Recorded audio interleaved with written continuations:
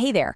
So, if you're getting ready for university, one of the most powerful skills you can possibly have is being able to compare and contrast ideas really, really clearly. In this explainer, we're going to build a super practical toolkit of academic language to help you do just that. The goal? To make your writing sharp, analytical, and just plain effective. Let's dive in. Okay, so here's our game plan. First, we'll talk about why this stuff even matters. Then, we're going to break down the specific language you need for showing similarities and for showing contrasts. After that, we'll get into a really important concept called parallelism. And finally, we'll put all those pieces together and look at a complete example. So why is this skill so important? Well, because when you get to the university level, comparing and contrasting isn't just some simple little exercise. Nope. It's the absolute bedrock of strong critical analysis. It really doesn't matter what you're studying. Sciences, humanities, you name it. You're going to be asked constantly to compare theories, contrast research findings, or weigh the pros and cons of something. Honestly, knowing this language isn't just helpful, it's essential for success. All right, let's start building that toolkit. First on the list is the language we use to show that two things are alike or that they share some kind of common ground. The most direct, most common way to kick things off is with the phrase, both A and B. It's simple, it's crystal clear, and it immediately tells your reader, hey, these two things are connected. Now let's look at how it's built. It's always both, then your first noun, then and, then your second noun, and then the verb that applies to them. See how nuclear power and hydroelectric power are treated as equals here? They're on the same grammatical level, and keeping that balance is absolutely key. Of course, you've got a lot more tools than just that. You can use neither nor, which is great for pointing out something that both things don't have. Like and similar to are perfect for making those direct one-to-one comparisons. And then you've got transition words like similarly or equally. These are awesome for starting a new sentence that just continues the point you were already making. And here's a perfect example of that in action. See how similarly acts like a little bridge? It connects the two sentences so smoothly, reinforcing that connection without you having to sound all repetitive. It's a really slick move. Okay, so we know how to connect ideas that are alike.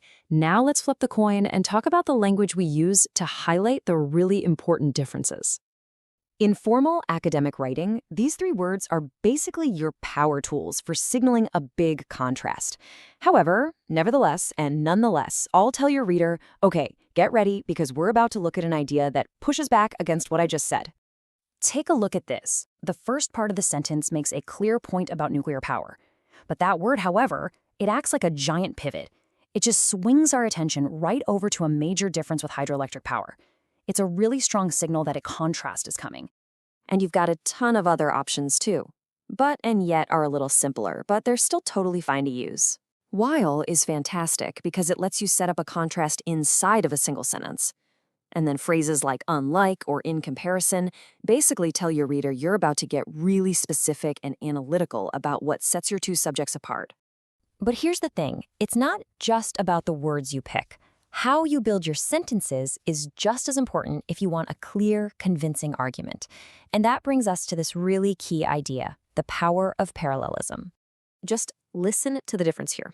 The incorrect one feels a little clunky, right? Is efficient is an adjective phrase, but depends on rivers is a verb phrase. It's unbalanced. But the correct version? It balances the sentence perfectly by using two similar grammatical structures, highly efficient and geographically dependent. It just sounds so much cleaner, more logical, and way more professional. Nailing this instantly makes your writing better. I mean it. It makes your argument way easier for people to follow, it gives your work a much more professional feel, and it creates the sense of logical balance that just shows you're in total control of your ideas. All right, we've gathered all our tools. We've got words for similarity, words for contrast, and we know the rule of parallelism. Now for the fun part. Let's see how we can assemble all of that into a strong, complete academic comparison.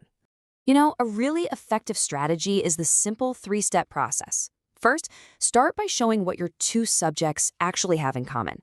That builds a solid foundation. Then, you pivot using one of those contrast words to talk about the important differences.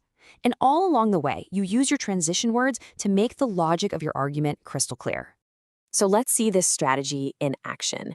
The paragraph kicks off by finding common ground using our friend, both. Then it builds on that common ground in the next sentence using the transition word similarly. See, we're building a clear, strong case for what these two things share. And here comes the pivot.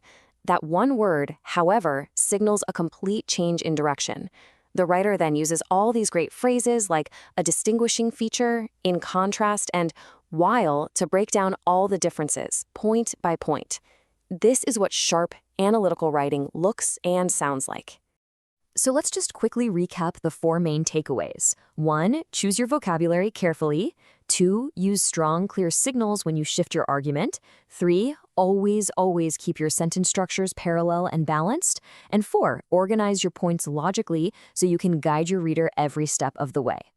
So now you've got the tools to build some really sophisticated academic comparisons. The only question left is, what will you analyze? Take this framework, apply it to your own assignments. I promise you'll be amazed at how much clearer and more powerful your writing becomes.